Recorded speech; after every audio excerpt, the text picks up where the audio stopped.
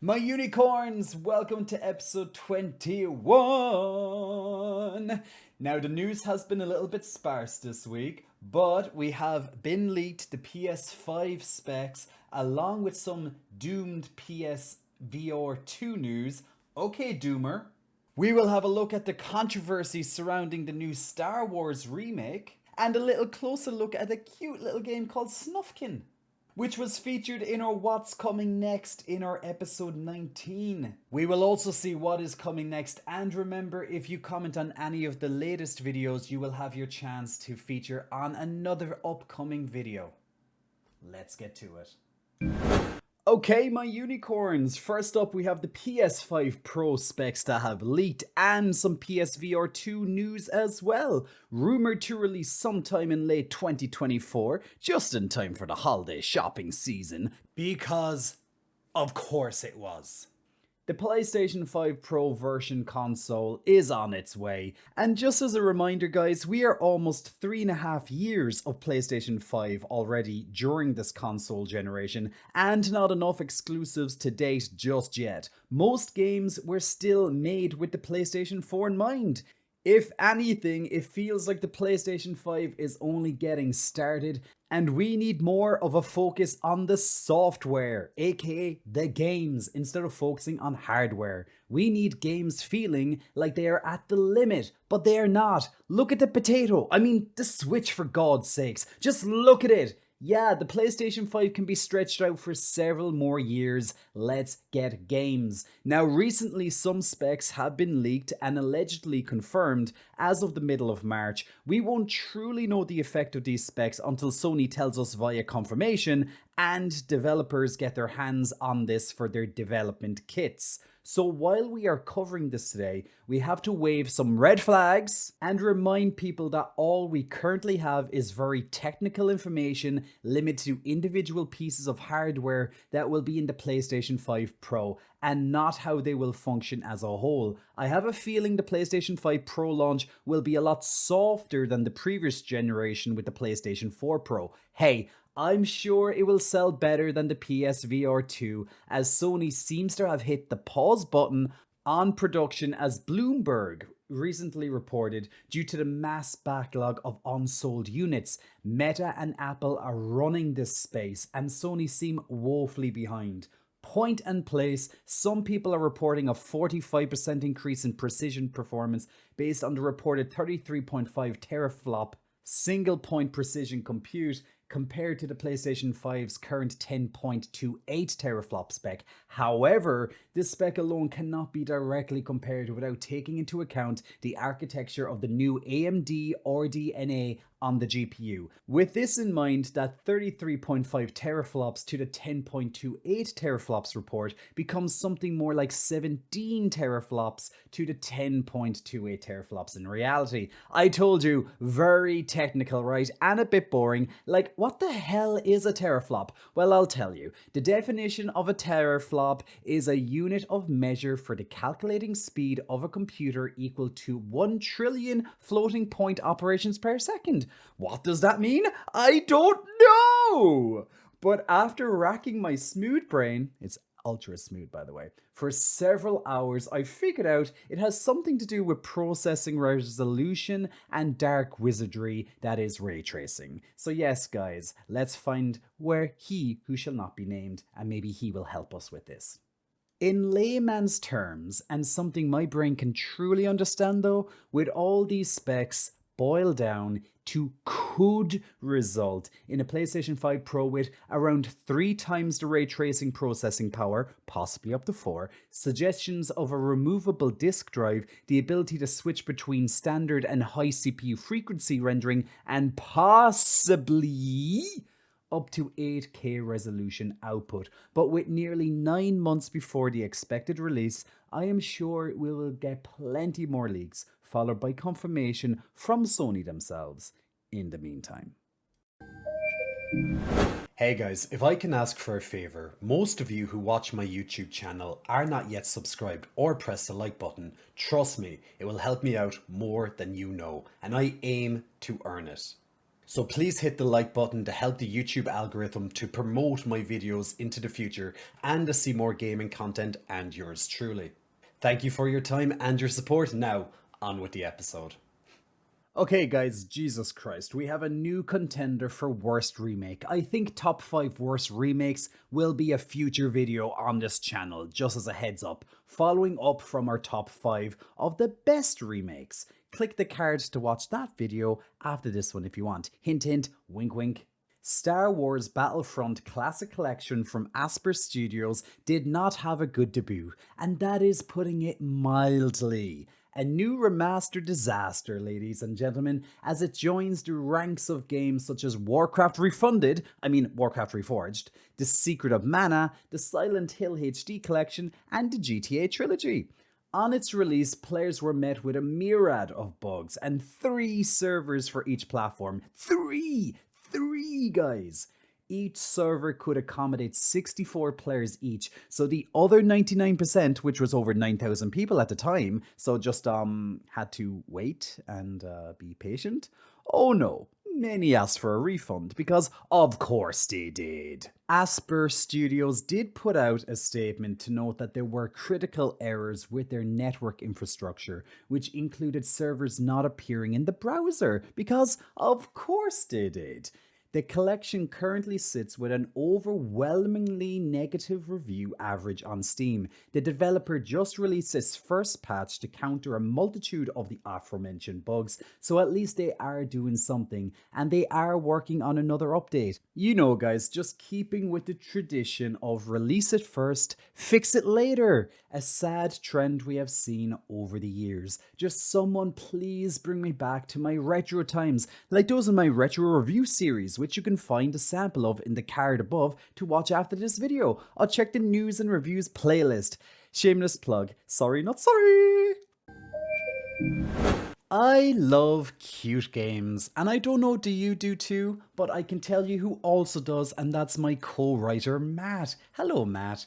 And this is one of those cute titles, released on all platforms on March 7, 2024. Snufkin, Melody of the Moominvalley, features the animated vagabond philosopher created by Finnish artist Tova Jansson in a musical adventure to save the Moominvalley from the industrious park keepers. The game's main storyline revolves around saving Moominvalley's natural splendor from disaster, both natural and man-made. Man is in quotes because the enemies aren't always people, but they are instead creature stand-ins for the allegory of human-caused deforestation, pollution, climate change, etc. And currently Snufkin Melody of Moominvalley has a metascore of 81 and seems to carry a generally favourable opinion among the player base familiar with Snufkin's source material and new fans alike. There isn't much more we can say about this title other than if you like mythical fantasy, music and nature, this might be the game for you. And it's so cute! Oh my god, little guys, they're the cutest eco warriors ever. Oh my god!